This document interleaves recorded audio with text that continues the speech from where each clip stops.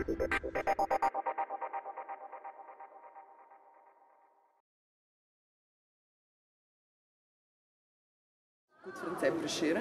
has traditional poetry reading, which is actually it's a marathon of poetry. A few more rather well-known artists are invited to read, but then there's also open reading for everybody that volunteers. So all the weirdos of Ljubljana who also create are warmly invited to read whatever comes to their minds. So I guess it's one of the biggest gatherings that Ljubljana's poetry scene has. I like it. I think it's amusing. I like it because it's the beginning of spring and the weather is usually very kind on this day and everybody seems to be very happy to come out.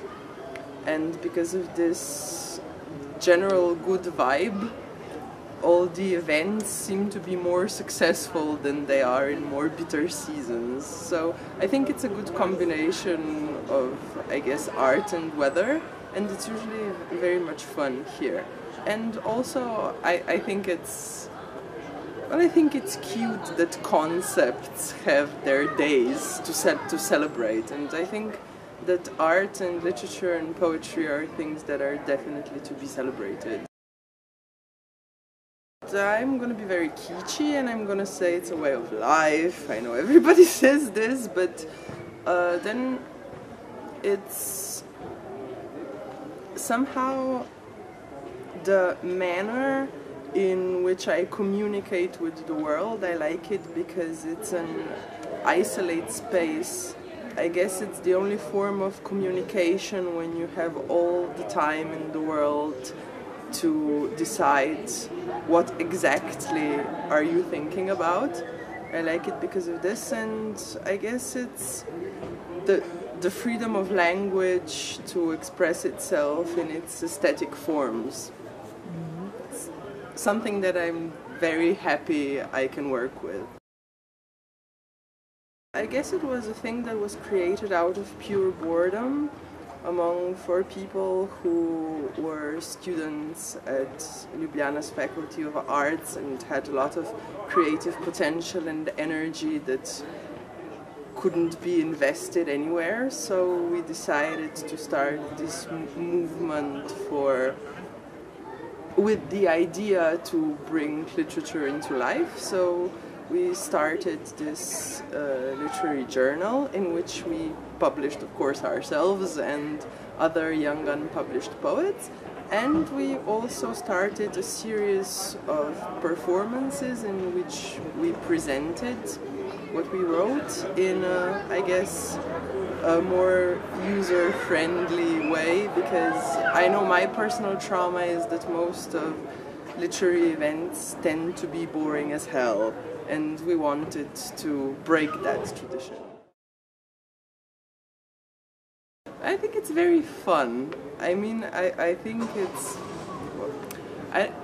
there's so many layers of the concept of Slovenian literary scene that I don't know exactly with what to start. I mean, I know there's a lot of people who are in public presented as literary scene that are, for me, part of almost literary history.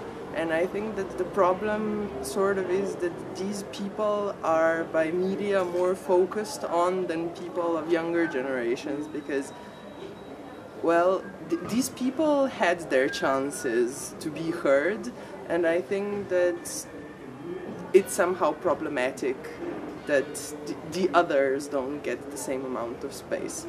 But okay.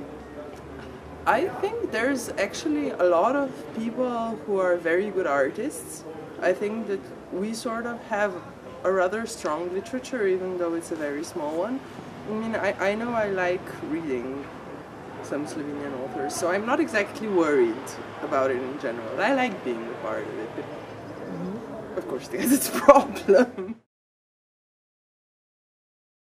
I think that there's so many literary events that you can't really be worried about not getting enough readings. So I think that I haven't published anything bigger since, so I guess I'll have to wait to see the influence of my first book. Oženje pokrajine. Vse bolj nujno je kopičiti poletja. Podrobnosti so vsak dan ostrejše, pa tudi več jih je in bolje so oborožene.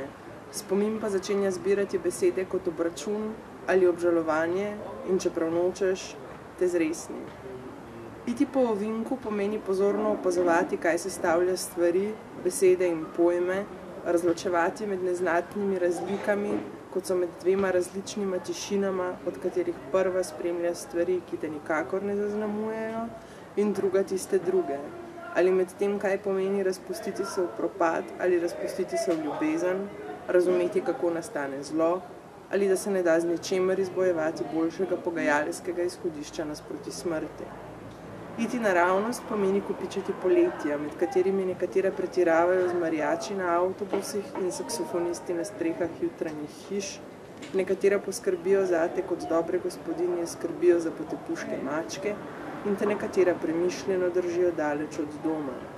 Kopičiti poletja, vsakič znova povedati kaj zelo natančnega o pokrajini, čeprav ali ravno zato, ker je vsak dan nekoliko ožja.